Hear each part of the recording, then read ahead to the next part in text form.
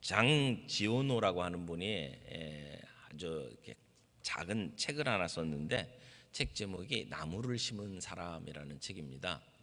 혹시 보신 분 아마 있을 겁니다. 나무를 심은 사람. 그 책에 보면 엘제아르 부피에라고 하는 그 양치기에 대한 이야기를 합니다.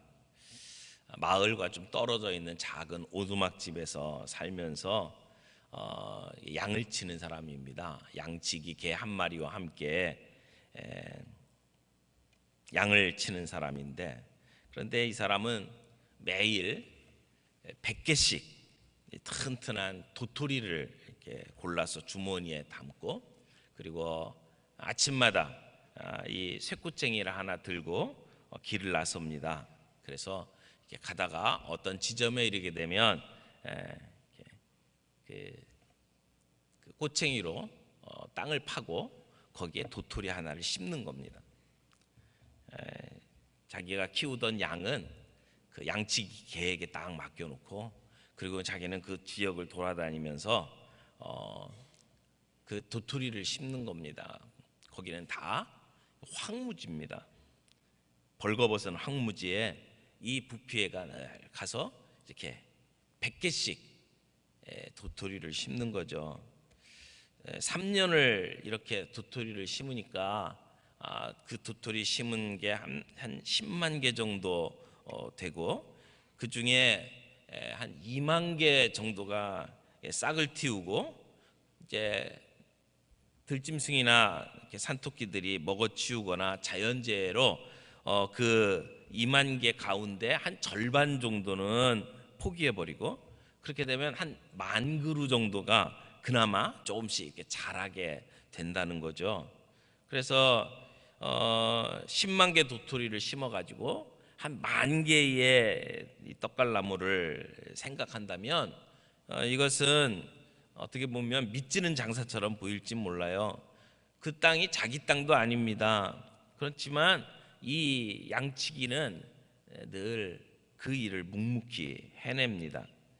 그래서 시간이 흘러서 그 땅에 아름다운 떡갈나무 숲이 이루어지고, 사람들이 그곳에서 뛰어노는 아름다운 땅으로 변화된 그러한 모습의 이야기를 그 책이 담고 있습니다.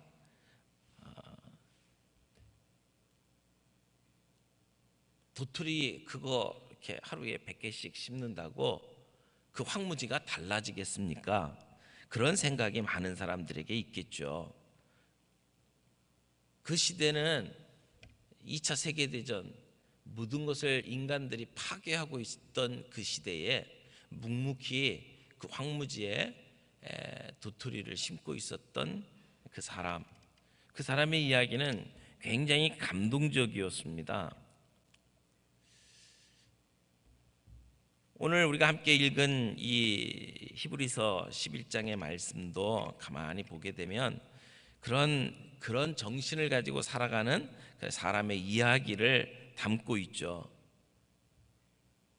본문에 이야기하고 있는 모세의 부모, 그리고 모세의 이야기는 이 세상에 잠시 누리는 낙보다도 하나님의 백성으로서 겪게 되는 고난을 귀한 것으로 여기고, 그것을 선택한 삶에 대해서 이야기를 하고 있는 겁니다. 종교개혁 시대에 목숨을 걸고 그 일을 했던 사람들도 똑같은 사람이라고 생각을 합니다. 목사는 사람 세우는 일을 하는 사람입니다. 한 사람 한 사람을 말씀 가운데 세우는 일을 하는 거죠. 사람 세우는 것은 어떻게 보면 나무를 심는 것과 같다고 생각합니다. 서두르면 일이 이루어지지 않습니다. 그러나 꾸준히 이 일을 하면 됩니다. 하루에 100개씩 도토리 심고 3년 동안 꾸준하게 그 일을 하니까 10만 개의 도토리를 심었고, 그 중에 싹을 낸 것이 2만 그루, 그리고 그 가운데 잘 자란 것이 1만 그루. 적어도 3년 되니까 1만 그루의 숲이 생긴 거 아닙니까? 하나에 미쳐서 그 하나에 삶을 건 사람들. 저희 교회가 제자 훈련을 하는 교회라고 이야기를 합니다. 이 제자 훈련의 어떤 그 정신을 우리에게 가르쳐 주신 분이 오카는 목사님입니다. 그 오카는 목사님이 이제 목회자들을 모아놓고 내가 왜 이런 제자 훈련을 해야 되는지를 설명하는 그런 세미나가 1년에 몇 차례씩 있었습니다.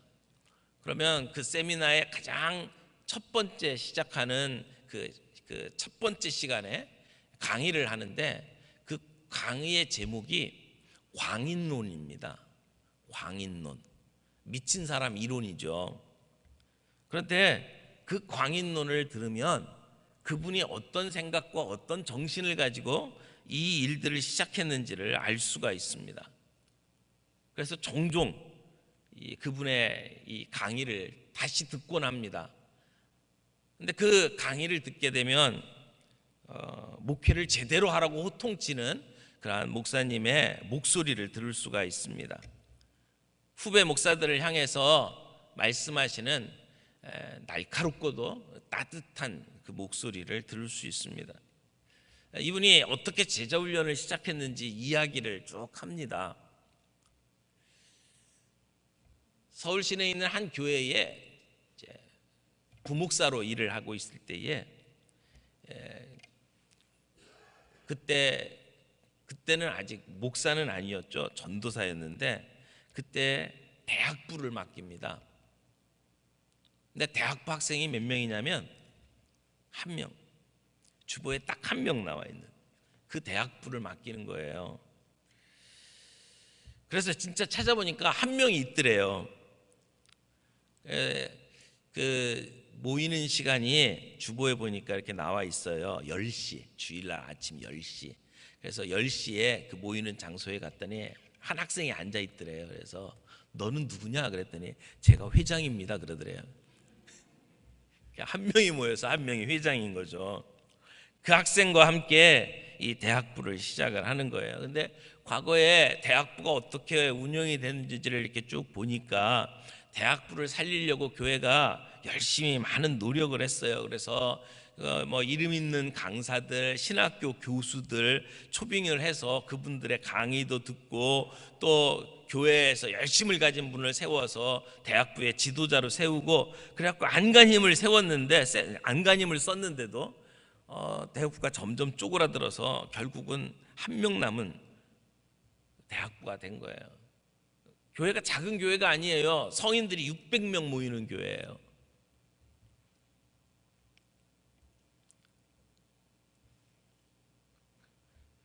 그래서 이 한 학생을 붙잡고 이 대학부를 어떻게 할까 고민을 하는 것, 그렇게 씨름을 하다가 이 제자 훈련이 시작이 됐는데, 그래서 이 대학부를 어떻게 살리면 좋을까 생각을 하면서 분석을 해봤답니다.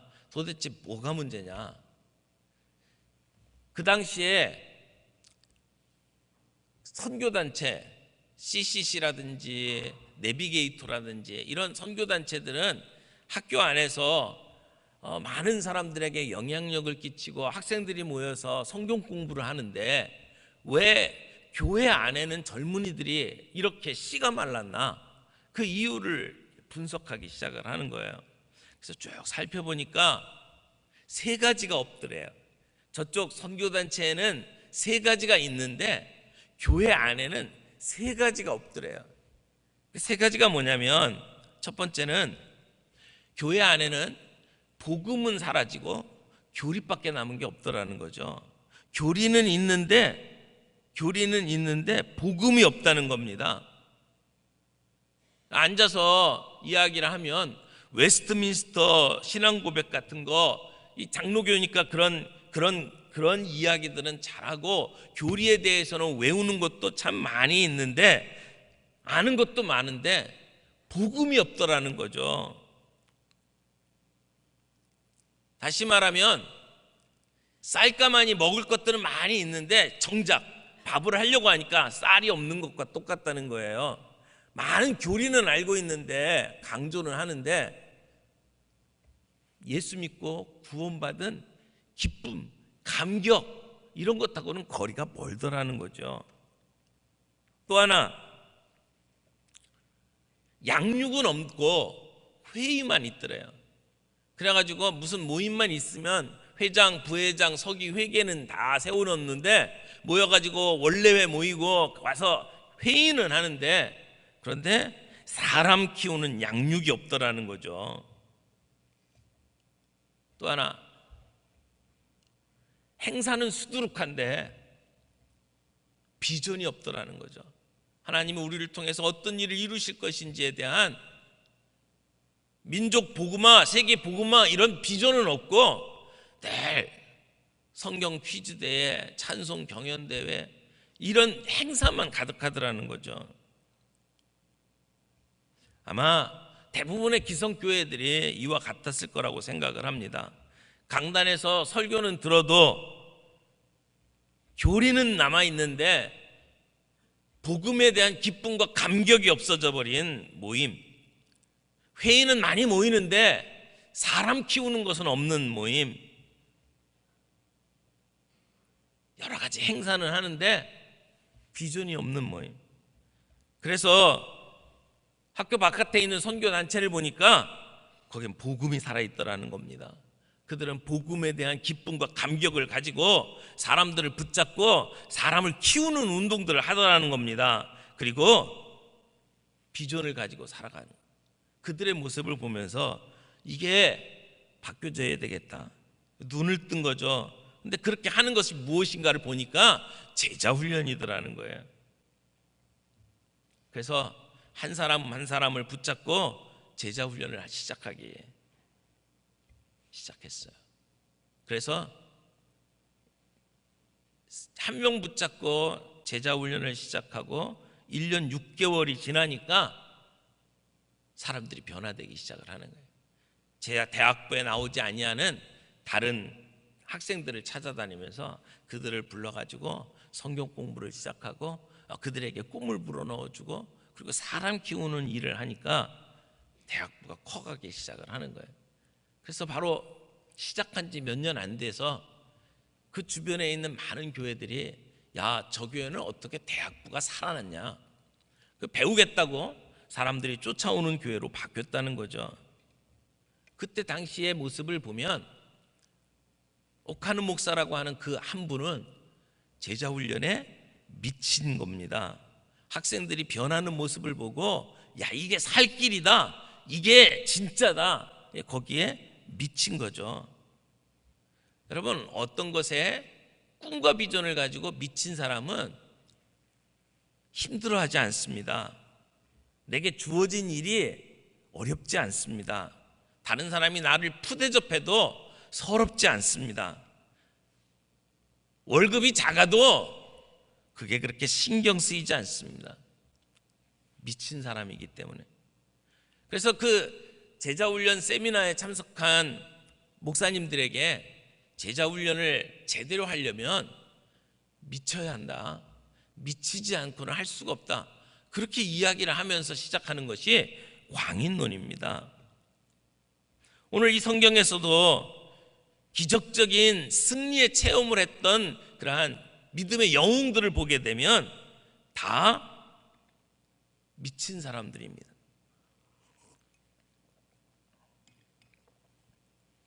아브라함이 100세에 아들을 낳은 그 사건, 그가 가나안 땅에 하나님의 부르심을 받고 어디 가라고 분명하게 가르쳐 주지도 않는데 자기의 친척과 본토를 떠나서 그 길을 향해서 떠났던 것은 미친 사람이 아니면 불가능한 일입니다. 요셉은 노예에서 한 나라의 총리가 됩니다. 정말 신나는 이야기죠. 그러나 그 신나는 이야기 속에 그가 어디에 어떤 상황에 처해 있든지 그는 하나님을 신실하게 붙잡는 사람이었고 하나님이 살아계신 것을 드러내 보이는 사람이었죠.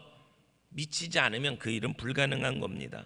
오늘 본문에 모세의 부모도 아이를 죽이지 않고 국법을 어기면서 아이를 살려내고 그가 결국 이스라엘의 지도자로서 민족을 구원하는 그 멋진 이야기도 사실은 미치지 아니고는 불가능한 일이라고 생각을 합니다.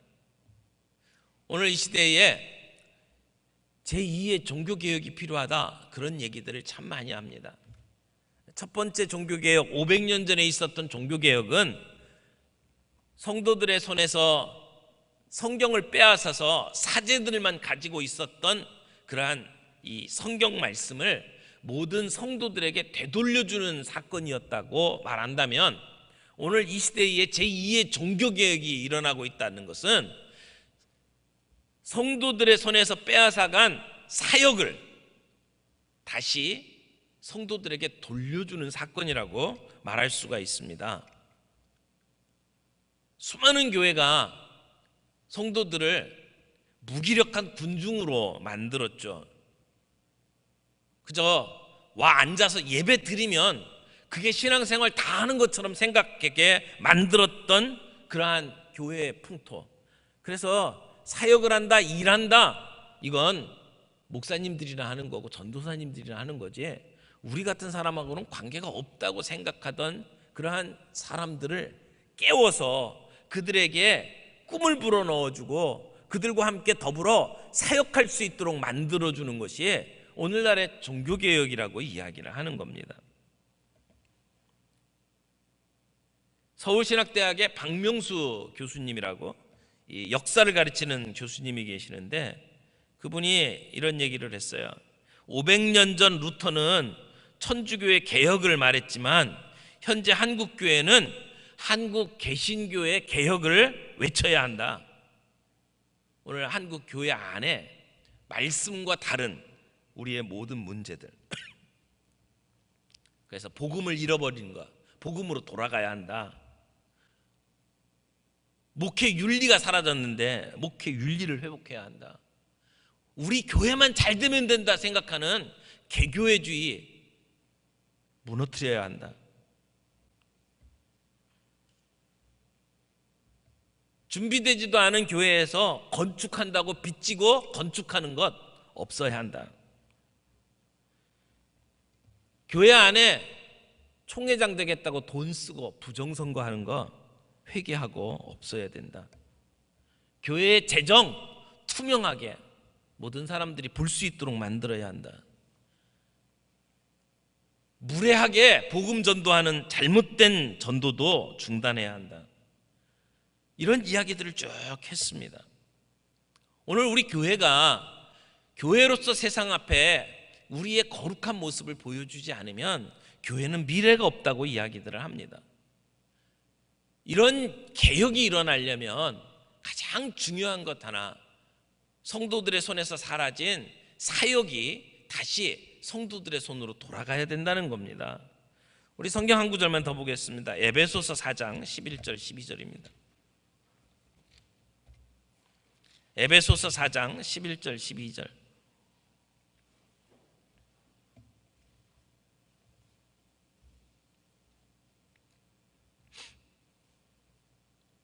그가 어떤 사람은 사도로, 어떤 사람은 선지자로, 어떤 사람은 복음 전하는 자로, 어떤 사람은 목사와 교사로 삼으셨으니 12절.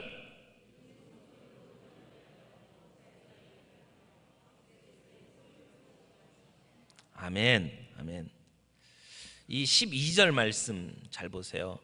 이는 성도를 온전케 하여 봉사의 일을 하게 하며 그리스도의 몸을 세우려 하심이라. 예전에 이 개역 성경에서는 이 본문이 이렇게 번역이 됐었어요. 이는 성도를 온전케 하며 그리고 봉사의 일을 하게 하며, 이렇게 번역이 되어 있었어요. 근데 이번에 개정 성경이 나오면서 여기 온전케 하며를 온전케 하여로 바꿨어요. 그럼 하며하고 하여하고 무슨 차이가 있냐? 아니요, 중요한 차이가 있습니다. 이게 무슨 얘기냐면, 앞에 사도, 선지자, 복음 전하는 자, 목사와 교사, 이건 교회 지도자들을 가리키는 거죠. 하나님께서 교회 안에 영적 지도자들을 허락하신 목적이 있다는 거예요. 왜? 이는 어떻게 한다고요? 성도를 온전케 하여. 성도를 온전케 하는 것이 목회자의 사역이라는 겁니다.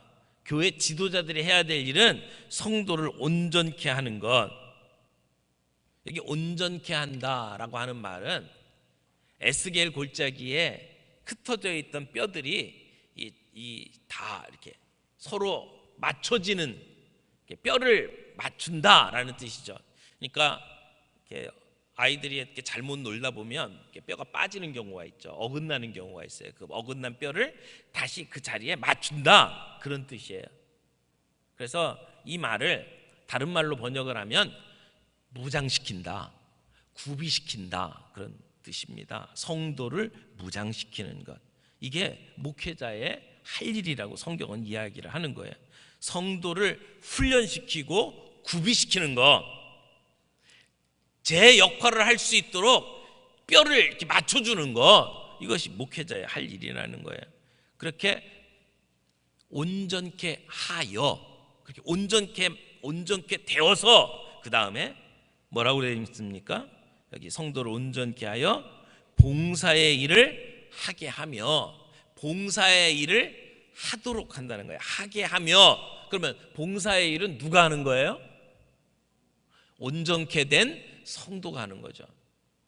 교회 영적 지도자들은 성도를 훈련시키고 무장시켜서 그 준비된 사람들이 봉사의 일을 할 수 있도록 만드는 거다라고 이야기를 하는 거예요. 여기 봉사라고 하는 말은 원래 말 뜻을 이렇게 찾아가 보면 가족이라는 뜻에서 이렇게 파생된 말이에요. 가족이라는 말을 오이코스라고 합니다. 그런데 여기 봉사라고 하는 말은 오이코노모스, 이렇게 얘기하거든요. 이게 오이코노모스라고 하는 말은 아까 말한 앞에 오이코스라는 말에서 이렇게 연결된 말이죠. 갖다 붙인 말이에요. 그러면 가족이라는 말하고 봉사라는 말이 그럼 무슨 관련이 있을까요?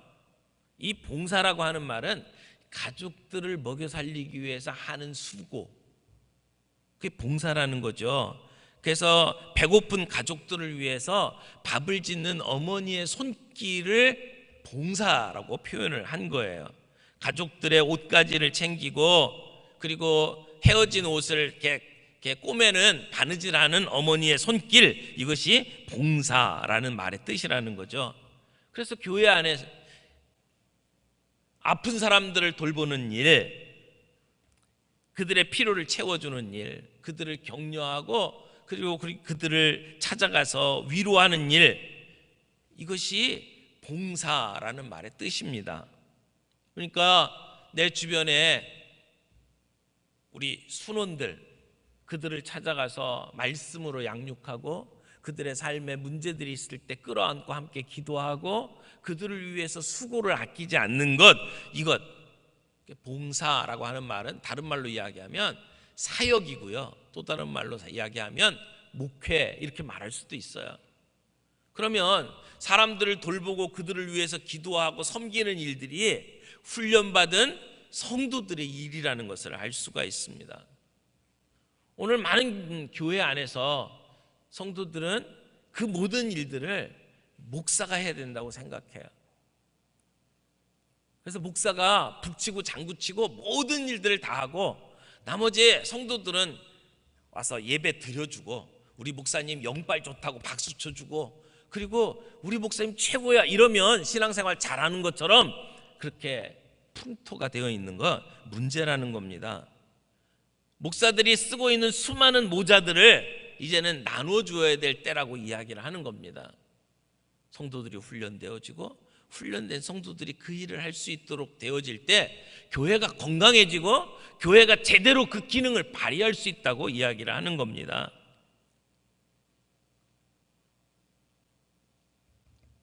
독불장군처럼 모든 일을 다 손에 쥐고 목사 혼자서 움직이는 교회, 이제는 그런 교회가 이 세상에 영향력을 끼칠 수가 없다라는 것입니다. 그럴 때에 이 12절 뒤에 보니까 이렇게 이야기를 하죠. 그리스도의 몸을 세우려 합니다. 그럴 때 그리스도의 몸이 세워진다는 겁니다. 교회가 어떻게 건강해집니까? 교회가 어떻게 그 기능을 회복할 수 있습니까? 목회자는 리더십을 가지고 성도를 훈련시키는 일들을 감당하고, 훈련된 성도들이 각자에게 주어진 은사에 따라서 교회 안에 사역하고 봉사할 때 그 교회가 제대로 된 교회가 될 수 있다는 거죠. 그래서 이러한 사역을 가리켜서 제2의 종교개혁이다라고 이야기를 하는 겁니다. 오늘 한국교회는 믿음으로 구원받는다는 거기에만 머물러 있고, 우리가 예수님을 닮아가고 성화되어야 된다는 것을 놓치고 있습니다. 오늘 우리의 시대의 과제가 뭡니까? 제자 삼는 겁니다. 목회자만 제자 삼는 것이 아니라 예수 그리스도를 나의 구주라고 고백하는 모든 성도들이 또 다른 제자를 삼을 수 있는 그러한 사명을 깨닫고 그 사명에 함께 동참할 때 그 교회는 건강한 교회, 그렇게 말할 수 있다는 겁니다. 배는 항구에 묶어두기 위해서 만든 게 아닙니다. 파도치는 바다로 내보내야 합니다. 성도는 그저 교회에 와서 위로받고 그리고 복받는 것을 기대하는 사람들로 부름받은 게 아닙니다. 내가 받은 복을 다른 사람들에게 나누어 주고, 그리고 내 주변에 있는 사람들을 제자로 삼고 그들이 나와 같은 사람으로 훈련되어지도록 만드는 일을 위해서 부름을 받았습니다. 성도는 교회 속에서만 소금 덩어리로 존재할 사람들이 아닙니다. 세상 속에서 녹아서 맛을 내는 사람들이 되어야 합니다. 오늘 우리 교회는 그런 제2의 종교개혁을 꿈꾸는 교회라고 생각합니다. 우리가 지금까지 해왔던 일이고, 그 일들이 온전히 우리 교회를 통해서 이루어지기를 소원하는 공동체라고 생각해요. 그래서 우리 모두가 주님 앞에서 제자로 부름받았다면 나도 준비되어지고 훈련되어지고 내 주변에 있는 사람들을 제자로 삼고 사람 키우는 일에 헌신하는, 많은 교회 지도자들이 그저 돈을 어디다 쓸까 도장 찍는 일에만 헌신합니다. 그게 지도자가 해야 될 일이라고 생각합니다. 그러나 진정한 지도자는 사람 키우는 일에 힘을 쏟는 사람들이에요. 오늘 우리 교회 지도자들이 사람에게 투자하는 지도자들이 되길 바랍니다. 우리 교회 장로님들, 한수 집사님들, 권사님들, 적어도 우리 교회 이 직분을 받고 있는 분들은 훈련 받은 분들입니다. 훈련을 받았는데, 훈련받고 준비됐는데 사역을 안 한다면 그 훈련받은 목적이 무엇인지를 모르는 거예요. 한 사람을 붙잡고 사람한테 투자하는 것이 우리가 훈련받은 이유잖아요. 저희가 계속해서 순모임을 강조하고 그 순모임을 이끌어가는 순장이 중요하다는 것을 강조하는 이유가 있습니다. 왜요? 이게 제2의 종교개혁이 이루어지는 현장이기 때문에 그렇습니다. 목사 혼자서 일하는 교회, 힘없는 교회입니다. 적어도 저희 교회는 수십 명의 목사들이 함께 일하는 교회예요. 내게 맡겨진 순원들을 붙잡고 그들의 영혼을 위해서 목양을 하는 목사들이 함께 일하는 교회. 저는 이 목사님들이 더 많아지기를 바라고 제 기능을 발휘할 수 있는 교회가 되기를 바라요. 그게 오늘 우리 시대에 필요한 종교개혁이라고 믿습니다. 이 개혁을 우리가 감당할 수 있는 교회가 되기를 바랍니다.